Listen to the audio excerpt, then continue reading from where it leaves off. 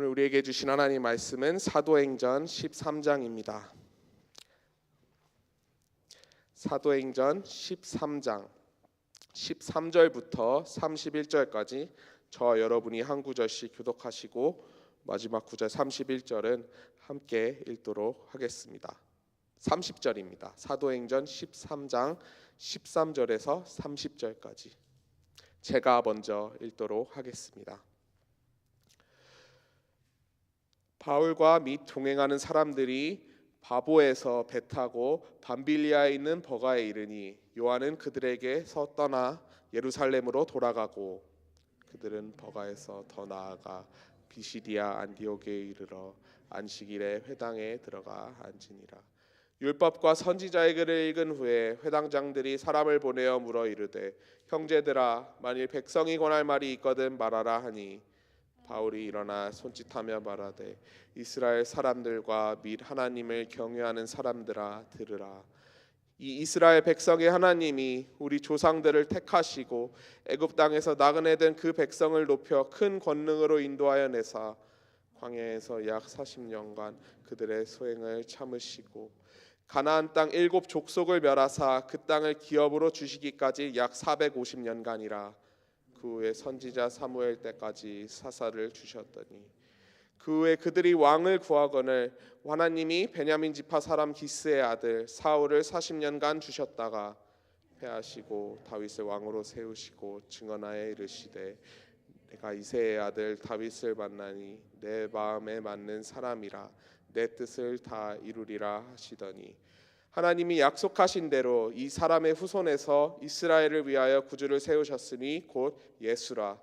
그가 오시기에 앞서 요한이 먼저 회개의 세례를 이스라엘 모든 백성에게 전파하니라.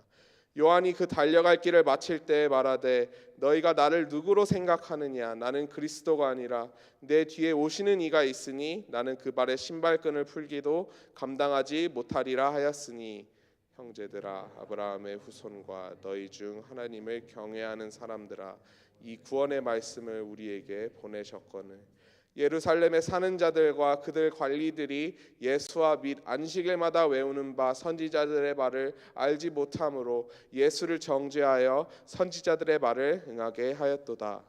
죽일 죄를 하나도 찾지 못하였으나 빌라도에게 죽여달라 하였으니 성경의 글을 가리켜 기록한 말씀을 다 응하게 한 것이라. 후에 나무에서 내려다가 무덤에 두었으나 함께 읽겠습니다. 하나님이 죽은 자 가운데서 그를 살리신지라. 아멘. 오늘 읽은 사도행전 13장 13절에서 30절까지의 본문을 가지고 복음을 실천하는 자라는 제목으로 하나님 말씀을 성도님들과 함께 나누기 원합니다. 성도님들은 혹시 요즘 유행하는 말 가운데 이불팡팡이라는 단어를 아십니까? 요즘 세대들이 쓰는 말인데 말 그대로 밤에 이불을 팡팡 찬다는 얘기입니다. 그렇다면 왜 이불을 팡팡 차는가 우리가 봤더니 이제 꼭 자신이 과거에 했었던 바보 같았거나 또는 부끄러운 수치스러운 행동들을 이제 했었을 때 이제 밤에 자려고 누웠을 때 그러한 일들이 생각나서 부끄러워서 그래서 이불을 찬다고 해서 그러한 일들을 이불팡팡이라는 그런 이렇게 표현하는 단어로 이제 요즘 사람들이 많이 쓰고 있습니다. 그래서 성도님들은 혹시 그러한 경험이 있으신지 모르겠어요. 밤에 이제 부끄러워가지고 내가 왜 그랬지 하면서 이불을 찼던 그런 기억이. 저도 분명히 있습니다. 여기 계신 성도님들 중에서는 이제 제가 신학교를 가고 그리고 교회 이제 전도사가 되기 전에 이제 청년부에 소속되어 있을 때를 기억하시는 분들이 계실지 모르겠습니다. 제가 좀 아직도 좀 장면이 생생하게 기억나는 그런 장면이 있는데요. 그때는 이제 특별 새벽기도회가 교회에서 진행되고 있었던 날이었습니다.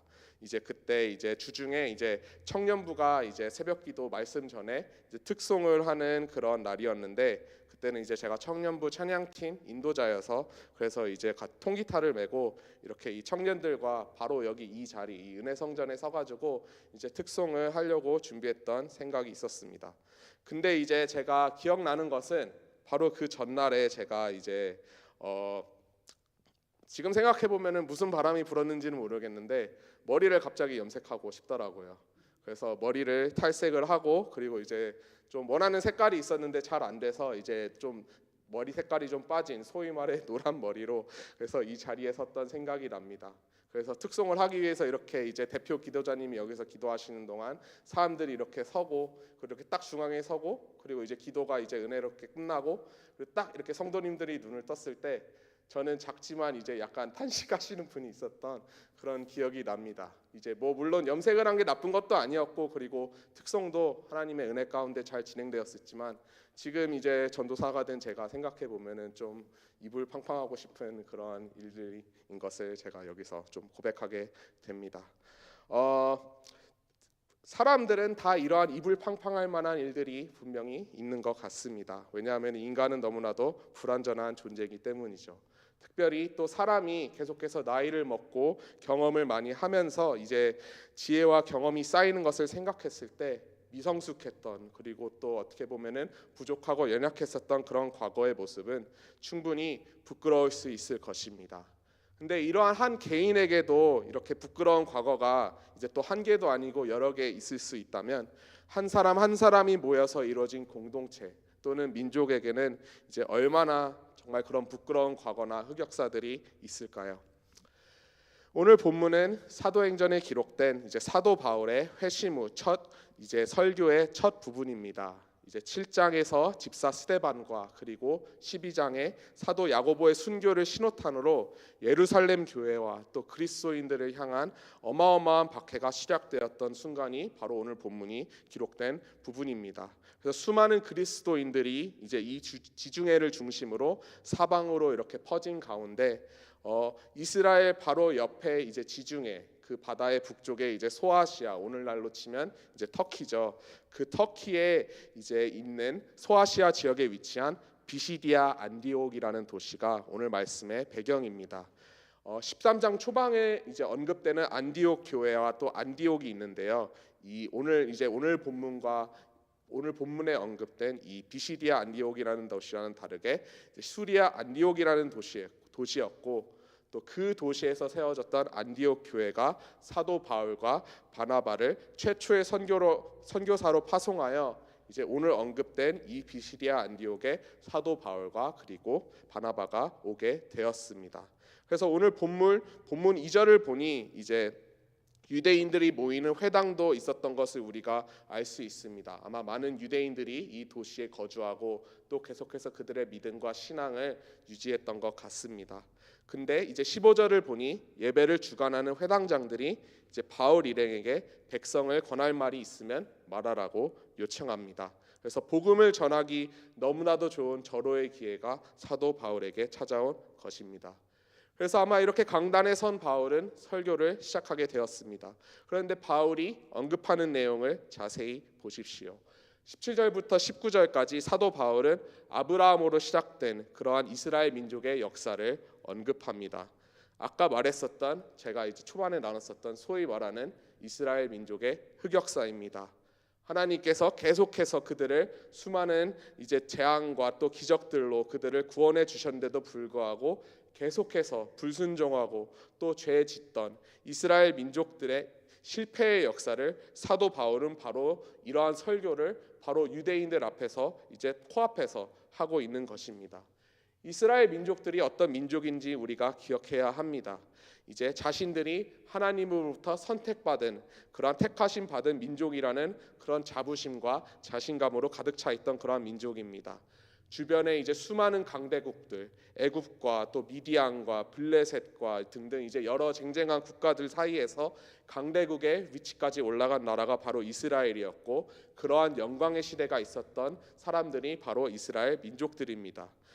그렇기 때문에 그들이 아수르와 또 바벨론에게 이제 멸망당했을 때 이제 그들의 선택받은 민족이라는 그러한 자부심과 자존심에 나섰던 그러한 상처와 수치와 그 아픔은 이제 성경에 이제 낱낱이 기록되어 있습니다. 그래서 하나님의 은혜로 그들이 다시 고향 땅으로 돌아오고 또 땅을 얼추 수복하기는 했지만 계속해서 이제 아수르, 바벨론, 페르시아 또 로마 같은 강대국들의 지배에 놓여 있었던 이스라엘 민족들은 다른 수많은 피지배 민족들과는 다르게 자신들의 신앙과 믿음과 또 의견을 계속해서 강하게 관철시키던 그러한 자존심 센 민족들이었던 것을 우리가 기억해야 합니다. 소위 말해 목이 뻣뻣한 사람들이었죠.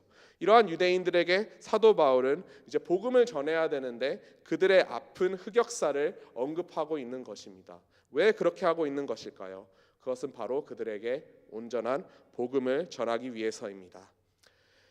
이스라엘 사람들, 이 유대인들이 제일 존경하는 인물이 누구냐고 묻는다면 더러는 아브라함, 더러는 모세 이렇게 많이 말할 것입니다. 하지만 수많은 사람들은 사실 다윗 왕을 많이 뽑습니다. 왜냐하면 다윗 왕이 그들을 이제 이스라엘의 영광의 시절로 이끈 그러한 사람이기 때문입니다. 특히나 이제 이스라엘 나라를 이제 거의 새롭게 세우다시피 한 왕이기 때문에 많은 사랑과 존경을 받습니다. 첫 왕이었던 사울은 오늘 본문에도 언급되었지만 이제 불순종으로 인해 하나님께서 패하셔서 전쟁에서 실패하고 또 죽음을 맞은 그러한 이제 어떻게 보면 흑역사 같은 역사가 있기 때문에 이제 유대인들이 실질적으로 사울 왕을 잘 대우하고 언급하지 않습니다. 그래서 이제 본문 21절에 이제 언급하고 있는 것이죠. 그래서 다윗 왕을 이제 실질적인 첫 왕이자 그들이 가장 정말 자랑스럽게 여기는 왕인 것을 우리는 이제 여러 단어들에서도 볼 수 있습니다. 이스라엘 국기에 이제 그려진 별도 다윗의 별이라고 하고요. 그리고 예루살렘 성도 이제 다윗성이라고 부를 정도로 다윗 왕은 이스라엘 민족들이 다 이제 으뜸으로 여기는 그리고 존경하는 그러한 사람인 것을 우리가 볼 수 있습니다. 사도 바울도 이 점을 분명히 언급합니다. 그리고 하나님께서는 선지자들을 통해 바로 이 다윗의 자손으로 말미암아 구주를 보내시겠다고 약속한 것이죠. 23절에 이제 사도 바울이 언급하는 약속은 바로 이제 성경에 여러 군데가 있지만 한 군데만 말씀드리자면 예레미야 23장 5절 말씀입니다. 보라 때가 이르리니 내가 다윗에게 한 의로운 가지를 일으킬 것이라. 그가 왕이 되어 지혜롭게 행사하며 세상에서 공평과 정의를 행할 것이라. 이 기록된 분이 사도 바울은 바로 예수라고 선언하고 있는 것이죠. 이제 24절, 25절에 여기서 사도 바울은 세례 요한의 외침과 사역을 근거로 이제 예수님이 메시아 그리스도이심을 증거합니다. 그런데 여기서 사도 바울은 어떻게 보면은 소위 말해 핵폭탄으로 여겨질 수 있는 말을 이제 유대인 청중들에게 떨어뜨립니다. 26절부터 28절까지 우리 함께 읽어보길 원합니다. 26절부터 28절까지 함께 한 목소리로 읽어보겠습니다. 시작. 형제들아, 아브라함의 후손과 너희 중 하나님을 경외하는 사람들아, 이 구원의 말씀을 우리에게 보내셨거늘 예루살렘에 사는 자들과 그들 관리들이 예수와 및 안식일마다 외우는 바 선지자들의 말을 알지 못함으로 예수를 정죄하여 선지자들의 말을 응하게 하였더라. 죽일 죄를 하나도 찾지 못하였으나 빌라도에게 죽여달라 하였으니. 이 말씀을 듣던 유대인 청중들은 적잖이 당황했을 것입니다. 나는 분명히 자랑스러운 선택받은 이스라엘 민족으로서 이렇게 또 회당에 모여서 이제 기록된 예언서와 말씀을 읽고 신앙생활을 열심히 하고 있는 그러한 사람인데, 그런데 우리의 흑역사를 까발리는 것도 모자라서 우리 모두가 메시아를 알아보지 못하고 정죄하고 죽인 사람들이라고. 하지만 아마 사람들이 웅성웅성 됐을 수도 있겠지만 사도 바울은 개의치 않았습니다.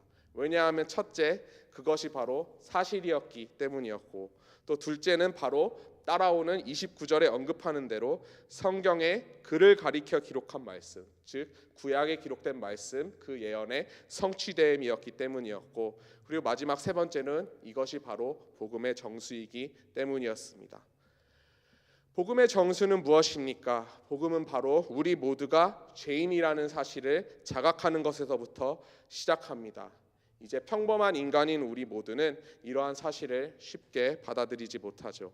자그마한 얼굴의 기미와 주근깨와 또 여드름부터 시작해서 자신의 허물과 또 과거의 잘못과 수치, 이러한 흑역사들을 감추고 싶어하는 것이 바로 인간의 본능입니다. 왜 오늘날 성형수술과 같은 그런 미용 분야가 잘 나가고 또 기술의 힘으로 이제 사진을 찍어도 여러 군데 보정하고 그렇게 조금이라도 더 멋있고 예쁘게 보이게 하고 싶어 하겠습니까? 하지만 복음을 받아들이기 위해서는 우리의 이러한 못난 모습, 우리의 연약함과 또 우리의 죄된 본성을 우리가 마주하고 또 인정할 수 있어야 합니다. 로마서 3장 23절 말씀, 너무나도 성도님들도 잘 아시는 말씀이죠. 모든 사람이 죄를 범하였음에 하나님의 영광에 이르지 못하더니. 모든 사람입니다. 돈이 많건 돈이 적건, 선행을 많이 했건 선행을 많이 안 했건, 법을 지켰건 안 지켰건 모든 사람은 모두 죄인입니다. 사도 바울의 표현을 잠시 빌려 죄인 중에 괴수인 게 바로 우리 모두의 모습입니다. 오늘 말씀의 배경을 다시 한번 잠시 생각해 보면 사도 바울에게도 이 복음을 전하는 일은 결코 쉽지 않았을 것입니다. 어렸을 때부터 그때 당시에 이제 유대교 율법의 최고 권위자였던 가말리엘의 제자가 되어서 이제 헬라어와 히브리어와 아람어에 모두 능통하고 또 오늘 본문에 언급했던 역사부터 율법에 이르기까지 당대에 알려졌던 모든 지식을 가지고 있었던 그러한 뛰어난 사람이 바로 바울이었습니다. 거기에 율법을 사랑하는 그러한 열심도 뛰어나서 예수님을 만나기 전 그의 모습은 정말 누구보다 잘못된 신앙을 가졌던 그리스도인들을 박해하는 데 앞장섰던 그러한 사람이었습니다. 그러던 사람이 갑자기 예수님을 만나고 말 그대로 180도 변화하여 이제 어떻게 보면은 이제 복음을 박해하던 사람이 이제는 복음을 누구보다도 앞서서 전하고 있는 그러한 모습을 이제 생각해 봤을 때 사도 바울은 이 강단에 서기가 얼마나 부끄럽고 또 소위 말해 수치스러웠을까요? 하지만 오늘 이 바울이 전한 복음이 바로 그대로 그 능력이 바울의 삶이 나타난 것을 우리는 계속해서 사도행전과 또 그가 쓴 여러 가지 이제 편지들을 통해 우리는 온전히 볼 수 있죠. 그래서 죄인 중에 내가 괴수라는 고백은 정말 어떻게 보면 겸손해 보이려고 이렇게 말한 것이 아니라 정말 자기 자신을 그렇게 여겼기 때문에 나올 수 있었던 말이었습니다. 말 그대로 정말 180도 사람이 이제 완벽히 죄로부터 뒤돌아서 이제 당당하게 복음을 전하는 그러한 사람이 된 것이죠. 그래서 사랑하는 성도 여러분, 오늘 본문 말씀은 다시 한번 우리에게 복음이 무엇인지 일깨워주고 있습니다. 복음은 바로 우리 자신의 민낯, 우리 모두의 부끄러운 흑역사, 우리의 죄악된 본성을 적나라하게 보여줍니다. 유대인들의 불순종과 또 계속해서 반복되었던 죄악의 사이클, 그러한 실패의 역사, 그것은 바로 우리의 불순종과 또 우리의 실패와 우리의 불순종의 역사입니다. 사도 바울이 그리스도인들을 박해하고 또 구원자이신 예수 그리스도를 거부한 그러한 행위들, 바로 우리의 모습과 다를 바 없습니다. 예수 그리스도를 정죄하고 십자가에 못 박은 것이 바로 우리 모두라는 것을 오늘 말씀은 우리에게 다시 한번 깨우쳐주고 있습니다. 그 죄로 인해서 정말 무덤, 죽음밖에 남지 않았던 우리를 정말 예수 그리스도께서는 친히 그 죽음을 대신 받아주셨습니다. 그래서 본문 30절에 기록된 대로 하나님이 죽은 자 가운데서 친히 그를 살리신지라. 이 죽음을 이기시고 다시 살아나심으로 그분 자신이 정말 하나님의 참 아들이심을 다시 한번 나타내시고 그를 믿는 자마다 더 이상 멸망하지 않고 영생을 얻게 하려 하십니다. 믿으십니까? 사랑하는 성도 여러분, 오늘 다시 한번 이 말씀에, 이 복음에 우리 자신을 비추어 보기를 원합니다. 그리고 더 나아가 우리를 죄로부터 정결케 하신 예수님을 본받아 정말 이 본문에 기록된 사도 바울의 모습처럼 정말 부끄럽지만 또 정말 어떻게 보면 흑역사들도 많고 정말 죄된 본성을 가졌던 우리였지만 이렇게 주님께서 우리를 깨끗게 하여 주심을 믿고 정말 그 복음의 증인된 삶을 살고 또 복음을 실천하는 우리 모두가 되기를 간절히 소망합니다. 야고보서 1장 16절 말씀입니다. 자유롭게 하는 온전한 율법을 들여다보고 있는 자는 듣고 잊어버리는 자가 아니요 실천하는 자니 이 사람은 그 행하는 일에 복을 받으리라.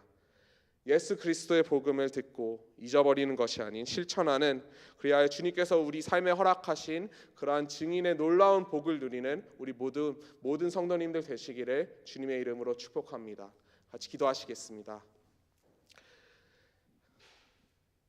사랑의 아버지 하나님, 참 감사합니다. 오늘 말씀을 통해 다시 한번 복음을 우리가 온전히 볼 수 있게 하여 주시니 참 감사합니다. 주님, 오늘 말씀을 통해 다시 한번 깨닫는 것은 정말 우리에게는 너무나도 부끄러운 정말 과거의 죄들과 또 부끄러운 역사들이 있고 아버지 주님 앞에 온전히 설 수 없음을 다시 한번 고백합니다. 그러하지만 주님께서 보내주신 정말 사랑하는 그 아들 예수님의 정말 예수님께서 우리를 위해서 죽어주시고 또 희생하여 주신 덕분에 우리가 온전한 영생을 선물로 받고 또한 새 사람으로 다시 태어난 것을 다시 한번 깨닫게 하여 주시니 참 감사합니다.